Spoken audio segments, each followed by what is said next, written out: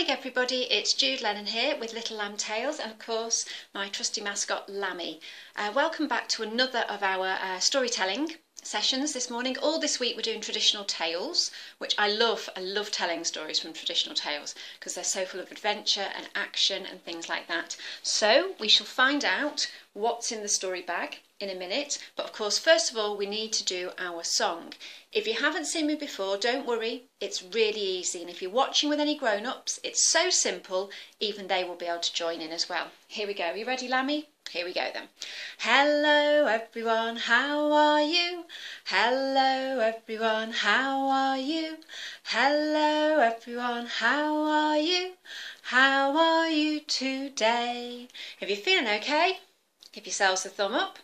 If you're feeling pretty good, give yourselves a pat on the back. If you're ready for stories, give a wriggle. Fantastic. Now you may have noticed we've been joined today by seagull, starfish and crab, and that's because straight after this they're going to be on the Writing on the Wall festival, so you can always go over to their Facebook page and watch us at 11. We're going to be telling their story.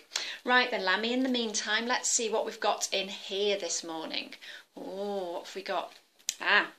Okay, now we have to pretend that this is a pancake. I know it's grey, but I have to say that my cooking's not brilliant, so it's entirely possible that any pancake that I cooked did actually look like this. So this is the enormous pancake. It goes like this.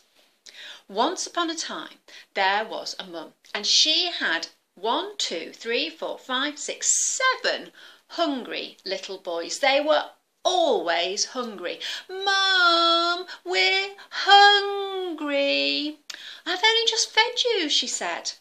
One day, Mum decided that she was going to make the biggest pancake ever. So she got down the biggest bowl. Have you got the biggest bowl? The little boys helped to crack the eggs. Let's crack the eggs. The 7 hungry little boys helped to tip in the flour. The 7 hungry little boys helped to pour in the milk, and then they all helped to stir and stir and stir and stir the mixture until it was just right. And then the 7 little hungry boys watched their mum as she poured the batter into the biggest pan you've ever seen. And as it started to cook, the 7 hungry little boys rubbed their tummy and said, we can't wait to eat it, Mum, we're starving. Inside the pan, the giant pancake thought, hang on a minute, I do not want to be eaten by 7 hungry little boys. But just then, it was flipped up into the air. Goodness me, what happened there? The other side was cooking, and while it cooked, the 7 hungry little boys said, is it ready, Mum? We're hungry. Nearly ready, she said. I just need to flip it one more time. Right, said the giant pancake. Now's my chance. So when the mum picked up the pan and flipped the enormous pancake, the pancake jumped out and rolled out of the door. And as it rolled, it said, you can't eat me, 7 hungry little boys, and your mum can't eat me either. Are we ready to roll? The pancake rolled and rolled and rolled and rolled past the boy's dad. Hey, where are you going, Mr. Pancake? Well, I wouldn't let 7 hungry little boys eat me. I wouldn't let their mother eat me, and I won't let you eat me either. Are you ready? The pancake rolled and rolled and rolled. This time the pancake rolled past a hen. Cluck, cluck, cluck, cluck, cluck, cluck, cluck, said the hen. Where are you going? Well, said the pancake, I wouldn't let 7 hungry boys eat me. I wouldn't let their mother eat me. I wouldn't let their father eat me. And I won't let you eat me either. Are you ready? The pancake rolled and rolled and rolled. This time the pancake ran past a dog. Woof, woof, woof. Where are you going in such a hurry? Well, said the pancake, I wouldn't let 7 hungry little boys eat me. I wouldn't let their mother eat me. I wouldn't let their father eat me. I wouldn't let the hen eat me. And I won't let you eat me either. You ready? It rolled and it rolled and it rolled. it rolled past the horse.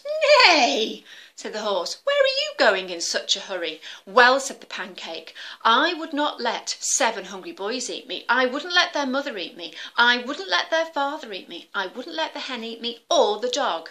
And I won't let you eat me either." The Pancake rolled away. Let's go. The Pancake rolled and rolled and rolled. Eventually, the Pancake rolled past the pig's pen.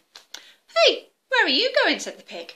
"Well," said the Pancake, "I'm rowing away because I wouldn't let 7 hungry boys eat me. I wouldn't let their mother eat me or their father. I wouldn't let the hen eat me or the dog or the horse. And I won't let you eat me either." "Hang on a minute," said the pig. "Don't roll away. I don't want to eat you. Look, come and hide in my sty. Nobody will think to look of you in here." "Oh, are you sure?" said the Pancake. "Yes, come on," said the pig. So the Pancake rolled into the pig's sty. And of course, as soon as the Pancake got in there, the pig sat down, licked his lips and gobbled up the Pancake in one tasty, yummy, delicious mouthful. Just then, 7 hungry little boys, their mother, their father, the hen, the dog, the horse, all ran past.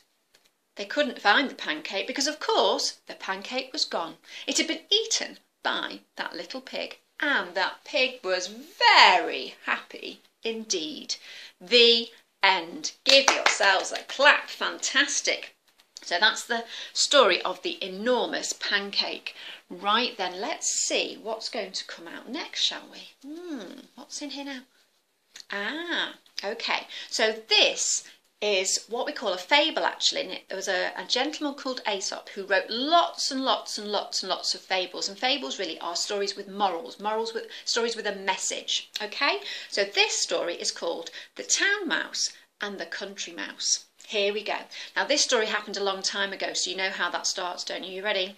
Long, long, long, long, long, long, long. All together now. Long ago, far away from here, there was a country mouse. And the country mouse lived out in the country with lots of fields and wheat growing and the trees swaying in the breeze, and it was very quiet and very peaceful.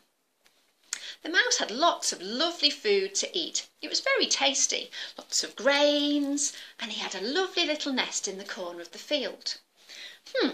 One day, just as the mouse was having a little sleep, you can do a little snore if you like, mice and you have little snores.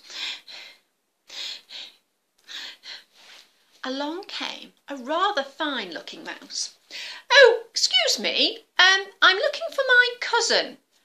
I don't suppose you know who he is. Why, what's your cousin's name?" "Sniffy." "Oh, that's me, I'm Sniffy. Who are you?" "Oh, I'm your cousin, Bert. I live in town, in the city. I've come to stay with you for a bit, if that's okay." "Of course it is," said the country mouse. "You're very welcome. Come on, I'll show you around." So Sniffy and Bert went for a walk around the fields. "Is this all there is to see?" "It's not very exciting," said Bert, "but look at all this beautiful scenery we have. We can look this way, and we can see fields and greenery as far as we can see." "Yes, but where are all the people? Where's all the excitement?" "Oh, well, if you want excitement, you've probably come for the wrong place," said the country mouse. "Come on, I'll make you some special food. It's the best. It's so tasty and it's nutritious and it's really good for you." "Oh, I can't wait for this." So Bert sat down and Sniffy brought over some lovely grains picked straight from the fields.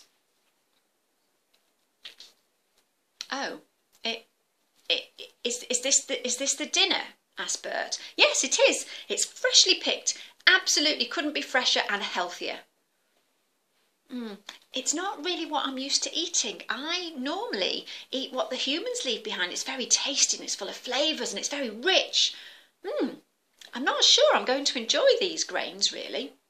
"Oh, okay. Look, I tell you what, why don't you come and stay with me in the city?" "Oh, it does sound much better than here," said the country mouse. I see what you mean. There's nobody else here. It's very quiet. It's very boring. There's not a lot to do, and the food, well, it's the same every day. Do you know something, Bert? I will come and stay with you in the city. I'm sure I will like it much, much better. And so the next day, Bert and Sniffy scurried off. Let's go. They scurried this way, and this way, and this way, and this way, until eventually they arrived in the city.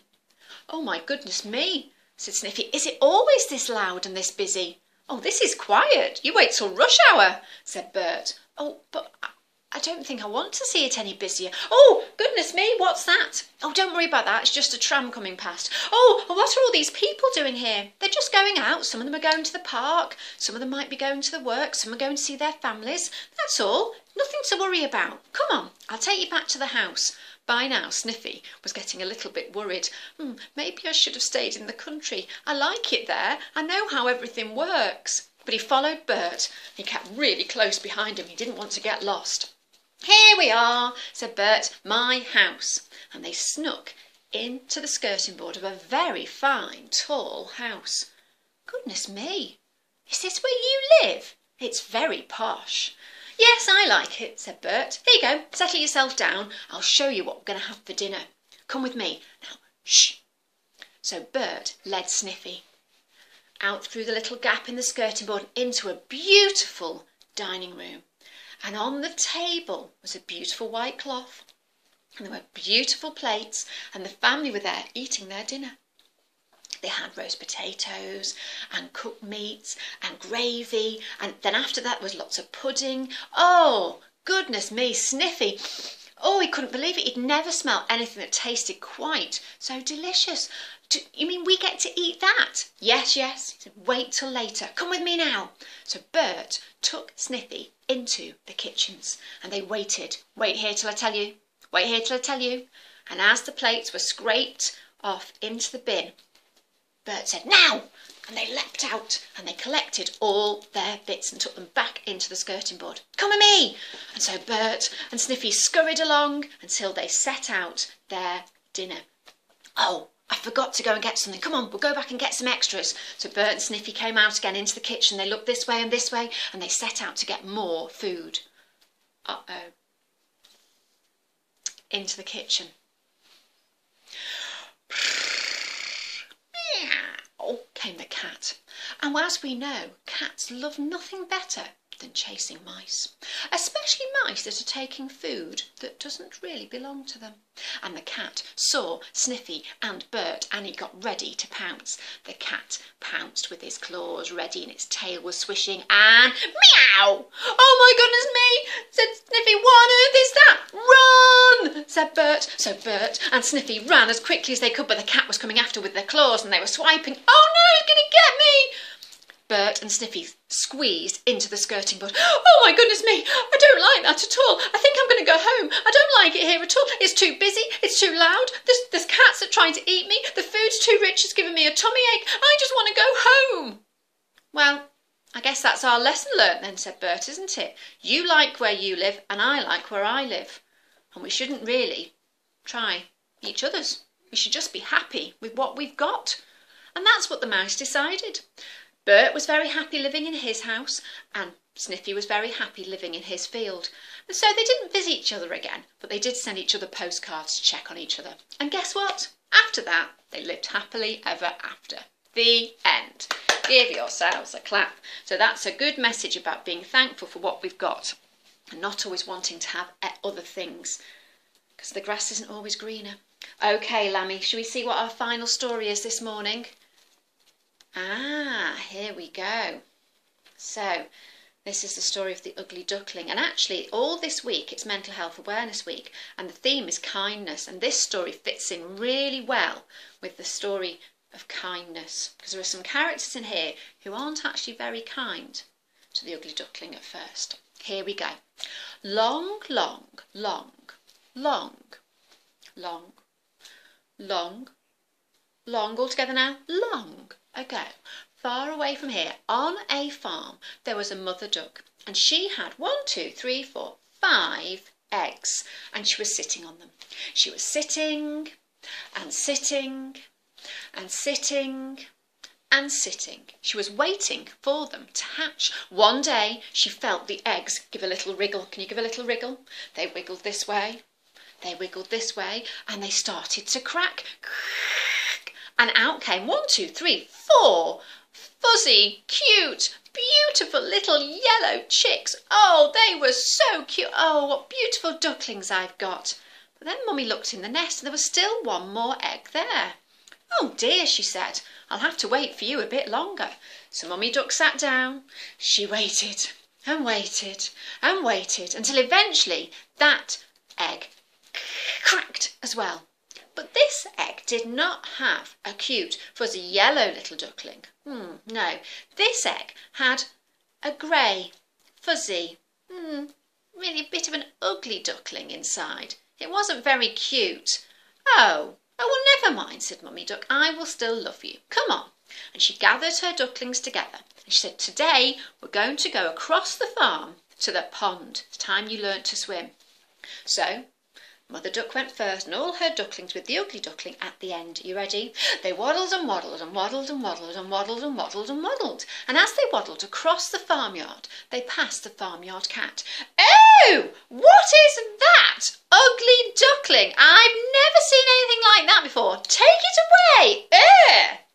Don't listen, said Mummy Duck. I still love you. Come on, let's go. Poor ugly duckling did not feel happy. Are you ready to waddle? They waddled and waddled and waddled and waddled and waddled and waddled and waddled across the farmyard until they passed the farmyard dog. Oh my goodness me, what is that? I've never seen one of your ducklings looking like that before. That's a very ugly duckling. Take it away. Don't listen, said Mummy. I still love you. Poor ugly duckling, feeling very sad. But the ducks carried on. Let's go. They waddled and waddled and waddled and waddled and waddled and waddled and waddled. And this time they waddled past the horse. Oh my goodness me. Ugh, what is that, ugly duckling? I've never seen anything like that before. Take it away. Poor ugly duckling was feeling so sad. Nobody seemed to like him apart from Mummy. The ducks carried on. Let's go. They waddled and waddled and waddled and waddled and waddled and waddled and waddled. This time they arrived at the pond. The little cute yellow ducklings were a bit nervous and they kept going to the edge and coming back and going to the edge and coming back. But the ugly duckling jumped straight in and started swimming this way and this way and this way. Oh, you're a very good swimmer, said Mummy Duck. You are fabulous at swimming. Come on, little ducklings, copy your brother. You'll be just as good as him. So the other ducklings got in and they started to swim as well. They had a lovely day. It got to the end of the day and Mum said, come on, back across the farmyard. Are you ready? They waddled and waddled and waddled and waddled and waddled and waddled and waddled. Oh, there's that ugly duckling again, said the horse. They waddled and waddled and waddled and waddled and waddled and waddled and waddled. Oh, please take that ugly duckling away, said the dog. They waddled and waddled and waddled and waddled and waddled and waddled. Oh, take it away at once, said the cat. I don't want to see it again. Poor ugly duckling. By the time he got back to their barn, he was very sad indeed. Nobody liked him. Even his own ducklings didn't seem to like him. What they only wanted was Mummy. Nobody wants me here, he thought. And that night, as all the other ducklings lay sleeping under Mummy's wing, the ugly duckling went away. He sniffed and he waddled away. Let's go. He waddled and waddled and waddled and waddled far, far away down to the river. And he made a little nest for himself amongst the reeds. I'll just stay here, then nobody needs to see me and I won't upset anybody. And so the days passed and the weeks and the ugly duckling nibbled and nibbled and grew bigger and bigger. And then one day he looked up in the sky and he saw the most beautiful white birds coming in and they landed on the water and they sailed past him like boats. They had beautiful wings and they looked so graceful and everybody thought they looked splendid. Oh, why can't I be like one of those, thought the ugly duckling. Why have I got to be so ugly? If only I looked like them, everybody would think I was beautiful and graceful too. One of these beautiful birds swam over to speak to the ugly duckling. "Hello," he said. "Are you coming to join us?" "Me? Oh no, I couldn't possibly," said the Ugly Duckling. "I'm far too ugly. No, no, thank you." "Ugly? You're not ugly. You look just like me." "What do you mean I look just like you?" said the Ugly Duckling. Come on, onto the water, then you can see yourself in the reflection." So the Ugly Duckling stepped into the river and swam out and looked down into the water. There was not an ugly, grey, fuzzy duckling looking back at him. No, there was a beautiful, white, graceful swan.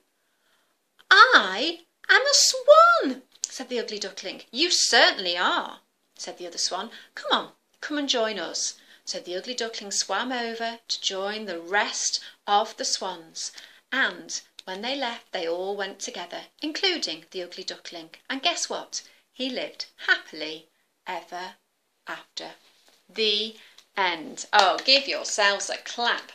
Fantastic. Thank you so much for watching this morning. I hope you enjoyed our stories. We're back on Friday at 10 o'clock with more traditional tales, so we'll see what comes out of the bag then. And then tomorrow, over on my Jude Lennon page, I'm doing a special book reading for Mental Health Week of Glad to be Dan. So hopefully you can tune in for that at 10 o'clock on my Jude Lennon author page. And as I said, if you want to see seagull, starfish and crab, then hop over to the Writing on the Wall Facebook page at 11 today. I'm doing a special reading with a special Eco Champ challenge.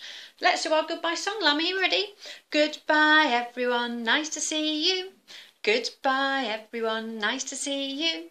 Goodbye everyone, nice to see you. Nice to see you today. Give yourselves a round of applause and a pat on the back and a fan-dappy-dozy.